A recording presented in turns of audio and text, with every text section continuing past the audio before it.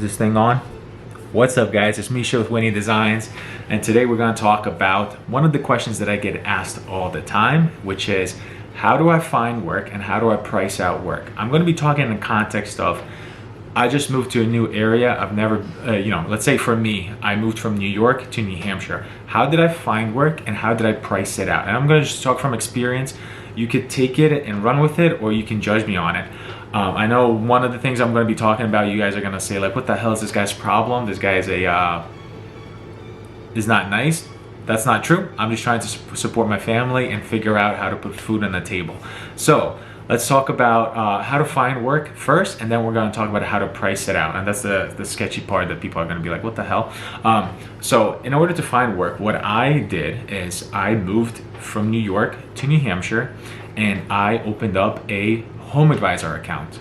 Yes, I know there's a lot of stuff going around about like how it's a scam, you get fake leads, you get leads that lead to nothing, and that is all true. For me, that happened as well many times. Let's say out of 5 leads that came in 1 week, one of them was a scam lead, one of them was just a fake lead and then that nobody picked up the phone or anything like that. So what do you do with those leads? You call Home Advisor back and you say, this was a scam lead, this was a bad lead, this lead didn't lead to nothing, and you fight with them. You have to go ahead and you have to defend your business, you have to defend the money you spend on that, and then they'll credit you back because they want your business. If the guy on the phone says we can't do anything, you say, can I talk to the manager? The manager then gets on the phone and then you talk to him or her, and then they'll get you a credit, 50% back, whatever. That happens all the time, but if you're actively pursuing that and getting money back on that, you don't lose out money on that. But out of the 5, 3 of them are actual leads of people looking for work to be done on their house. So the way Home Advisor works, those leads go out to 3, 4, or 2 other contractors. In the area that I lived, it was only me. So it only go out to me or one other guy. And that was it. So it was very uncompetitive, but in the markets where it's very competitive, the keys are to call. Let's say the lead came in, you pause what you're doing, you go and you call that lead right away, because that means they're sitting there at home right now or at the job or whatever. They just filled out the application for that job. It means they're looking for it and they're expecting a phone call. So if you go, you call right away, leave a message, or you get on the phone with them and then get there as soon as you can. I saw that if you get there first to the job, you get the job. And I did. So my first year here, I spent almost $3,000 on Home Advisor for a revenue of almost $200,000.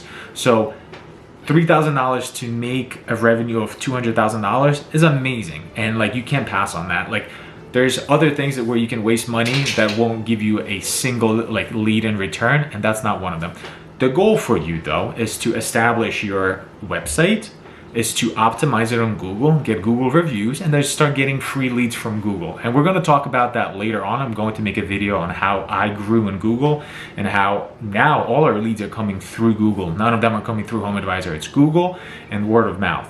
So we're going to talk about that in a separate video. So that's how I would recommend. You're guaranteed to get the lead, to get leads, but it's up to you then to go ahead and close those leads. So if you're a hustler, you get after it, you're going to get those leads. So that's how you get the jobs. Now, how do you price out the jobs?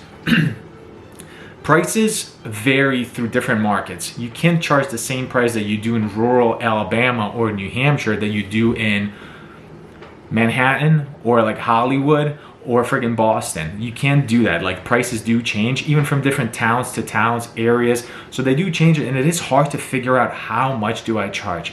And here's what I did. You guys can judge me for it, you can say whatever for it, but this is what I did.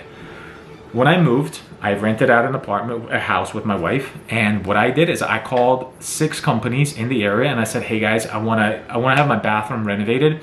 Can you guys please give me a quote? I will buy all the materials, all the finishing materials, your tile, vanities, faucets, all that stuff. I just need to know how much you guys are gonna charge for the building materials and for the labor of this full gut bathroom. Please break it down for me, because I really wanna, I'm on a budget and I wanna know how much this is gonna cost.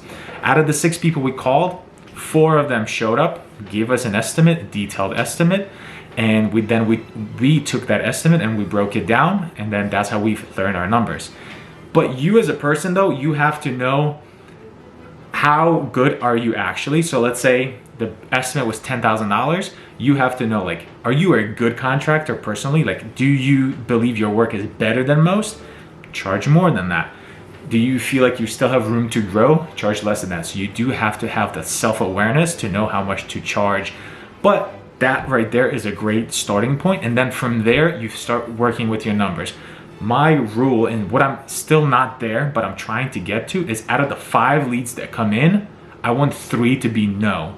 Because that means that I'm charging enough for me. Does that, you know what I'm saying? Like, I charge enough where people then say like, wow, that's expensive, but like, he's really good, so I want to hire him. Because I do believe one day I'm going to get to a point where I'm the best at bathroom renovation in my area that I live in. And that's why I want to hear more no's than I do yes. Because right now, out of the 5 leads that come in, 4 of them say yes, 5 will say like, we'll circle back to it. So I'm still not there personally, but so that's in total, like basically that's how I would do it. If I was to move today from New Hampshire to California, that's exactly what I would do. I would start a HomeAdvisor account. In my case, I would just move my account over with a new address, still keep all the reviews, start to work on my Google, start to get all your Google reviews in, and then like optimize your Google account and start a website. And then I would mystery shop. That's what it's called, like mystery shop. You shop your competition to figure out how much to charge. It's super simple. You guys might think it's wasting somebody's time, it's cheating somebody else. It's really not. It's really just me trying to figure out how to support my kids and how to support my family.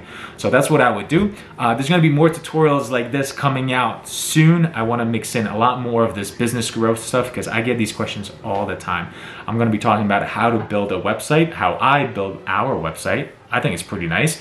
How we build our website and then how we optimize it on Google. We're gonna have a video of that coming out soon, probably in the next couple of weeks. So please subscribe, hit the notification bell because your boy's about to go hard on YouTube.